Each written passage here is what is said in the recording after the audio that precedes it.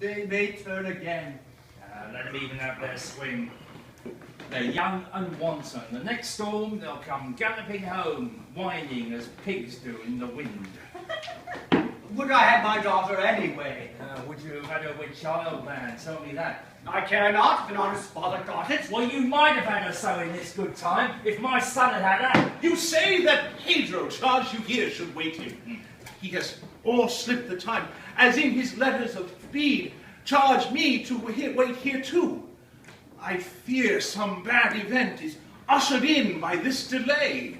So please your grace, Lord Pedro makes his approach. I thank thee, fellow, for thy good news. Say, comes he alone? No, sir, attended well, yet in his train follows a hearse with all due rites of mourning. A hearse? Heaven and Fernando live! 'Tis my Cardenio. Oh, welcome, welcome, welcome, good Pedro. Say, what news? If joy or grief, my lord, if grief come what can may, I'll live for me, I'll live a month or two if the gout please. Curse my physician, and then under this stone lies 71. Sir, you do express a manly patience. My noble father, something I have brought to ease your sorrows. My endeavors have not been altogether barren in my journey.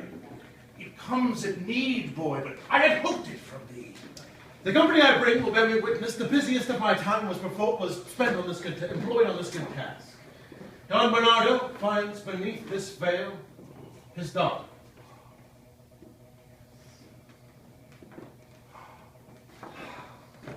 And you, my royal father, behind that lady finds a wandering son. How I met with them and how brought them hither, more leisure must unfold. My father here, and Cardenio's, oh confusion. Low as earth, I bow me to your pardon. Oh, girl, thou bringst new life. And you, my son, bear the comfort here that thou follies thou hast left abroad. Aye, you've all comforts but I. You've ruined me, killed my poor boy, cheated him and ruined him, and I have no comfort. Be patient, senor. Time may guide my hand to work your comforts, too. I thank your lordship. Would grandsire, would time have done it already, we might have joy together like good fellows. But he's so full of business, good old man, it's a wonder he's done the good he's done. Oh, my child, be comforted. These tears distract me. Listen to your good father, lady. The words of parents are the words of gods. Hear the Duke, good wench. I do, most heedfully. Most gracious sir, let me be so unmannered to request he would not press me with persuasions of the present hour, but with gentle patience to bury this keen suit till I have shook hands with my old sorrows. Why dost look at me? Alas, I cannot help thee. And but weep a fond farewell to my murdered Cardenio. Blessings upon thy soul whene'er it leaves thee. For such sad rites must be performed, my lord, ere I can love again. Maids that have truly loved, if they are worthy that noble testimony, wear their loves here, my lord, here in their hearts, deep, deep within, not in their eyes or accents. Such may be slipped away or with fond tears washed out of all remembrance. Mine, no physic but time or death can cure. You make your own conditions, and I seal them thus, on your virtuous hand. Well, wench, thy equal should not be found in haste. Thou art the right one and no mistake. Thy father, for without doubt that snuff there never got thee, was some choice fella, some true gentleman. I give thy mother thanks for it. No, I'm done. What boy is that has tried twice or thrice to break upon us? I've noted him, but he falls away, fearful. A little boy, sir, like a shepherd. Yes. 'Tis your page, brother, one that was so late. My page? What page? Even so, he says your page. And more and worse, you stole them from his friends and promised him preferment. I preferment. And upon some slight occasion, let him slip here on these mountains where he would have starved had not my men found him as we traveled. This was not handsome, brother. What? You are married. You are merry. You'll find it sober truth. If so, 'tis ill. 'Tis fiction all, sir. Brother, I pray you choose some other fool to put these tricks on. They are too obvious. Gracious sir, give leave to admit the boy. If he know me and say I stole him from his friends and cast him off, know me no more. Brother, pray do not wrong me. Here is the boy. If he deny this to you, then I have wronged you. Hear me! What is thy name, boy? Florian, like your grace, A pretty child. Well, where was thy born? on the other side of the mountain, Who are thy friends? father, sir, born. How camest thou hither? How to leave thy father? That noble gentleman pleased once to like me, not to lie, so much to dote upon me. That and his promises won my youth and duty from my father. Him I followed. How say you now, brother?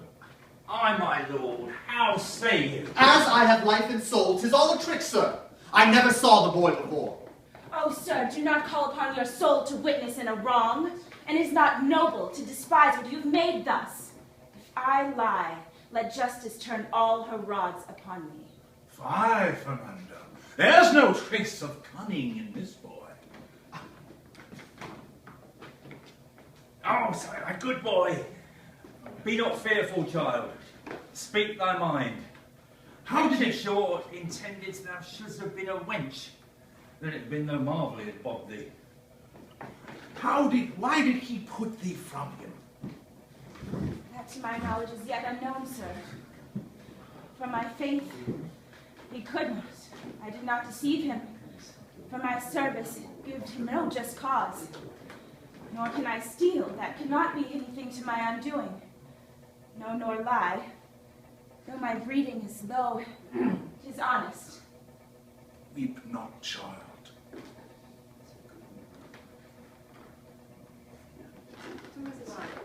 He does. It's mine. Sorry, I was No giving problem, a no problem. direction. You want me to give you the cue again? Please, yeah. Weep not, child. This lord has betrayed men, women, and children. What further plot he has, the devil knows. If thou canst find a witness to thy wrong, for it would be injustice to believe thee, he having sworn against it, thou shalt have, I bind it to mine honor, satisfaction to thine own wishes. So that is all I ask. I do have a witness, a noble one, for truth and honesty. Go. Bring him hither. This lying boy will take him to his heels and leave me slandered. No, I'll be his voucher. Ah, nay then, 'tis plain, this is confederacy. That he has been an agent in your care appears from this. This is a letter, brother. The writing yours, the matter love. For so he says he can explain it. Oh, it'd be like a he-board. This forgery confounds me. Read it, Pedro. Our prudence should teach us to forget what our indiscretion has committed. I have already taken one step towards this wisdom. Hold, sir. My very words to Dorothea. Go on. Gracious father, give me pardon. I do confess I some such letter wrote, the purport all too trivial for your ear. But how it reached this young dissembler's hands is what I cannot solve. For upon my honor and by the honor of my birth and my house, the minion's face till now I never saw. I'm not too far in debt on protestation. Why should you do a child this wrong? Go to! Your friendship's past warrant not this abuse. If you provoke me thus, I shall forget what you are to me. This is mere practice and villainy to draw me into scandal. No more! You are a boy. Here comes one shall prove you so. No more. Now, sir, whose practice breaks? Another rascal! Oh, what is he? What is he? No! A certain son of yours. The devil he is. If he be a devil, that devil must call you father. This almost melts me. You, my poor lost boy. Father? Gentle lady, What think you of this honest man? He has a face that makes me think of something I have thought well on. He stares at me. Oh man, he weeps. I cannot be. He has his eye, his shape, virtue, feature, and gesture. What he would speak. Lucinda? Oh, 'tis he. Oh, Lucinda, do I see thee there? That sun thou hold'st eclipsed between thine arms. So darkened and depraved thine eyes of sight, thou canst not see here. Prostrate at thy feet, disastrous Dorothea and thy wife. I am that humble country girl, whom thou, or for thy bounty or thy pleasure, your lord, didst deign to raise unto that giddy height, so that she may call thee hers. Thou knowest upon what terms I did subject myself unto thy will, so that no place remains or breath of doubt to color it a fraud or a deceit. Oh, my lord, I do love you still. Matchless affections I do bear thee. Take them in recompense for her beauty, that son for which thou didst abandon me. Thou art not Lucinda's, thou art mine, nor is she thine, for as much as she belongs to her Cardenio. Reduce thy will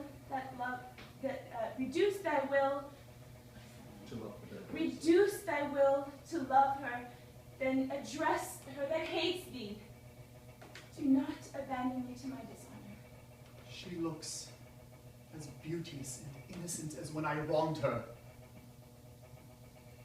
And that which I will lastly say is this: whether thou wilt or no, I am thy wife. Virtuous Dorothea, too good for me. Dare you love a man so faithless as I? Thou hast quite vanquished me. Rise, lady. She should not be prostrated at my feet, whose image I've erected in my mind. I know you love me. Thus, thus, thus, and thus. I print my vowed repentance on thy cheek. Let all men read it there. Gracious Father, forgive, and make me rich with your consent. This is my wife. No other would I choose, were she a queen. Well, here's a new change. And fair Lucinda, from whose virgin arms I forced my wronged friend Cardenio. Oh, forgive me. Take home your holy vows. Give them to him that has deserted them. Heaven be pleased to would at last now have thee take some ease and rest. Thou canst not take it more secure than here between these arms which now receive thee, girl. Let me cleave to the wall whose ivy I am. Nothing but death can blot him from my memory. Now what's the matter? Let them alone, they're almost starved for kisses. Stand 40 foot off. Heaven bless their hearts. When lovers swear true faith, the listening angels stand on the golden battlements of heaven and waft their vows to the eternal throne. What? Even as you are, we'll hold your hands together. A providence above all power rules all. Ask him forgiveness, boy. He has it, sir. Once more, my friend, share in a heart that never shall wrong thee more. And, brother, This embrace cuts off excuses. I must in part correct my son's offenses. At thy best leisure, Cardenio, know our court. And Dorothea,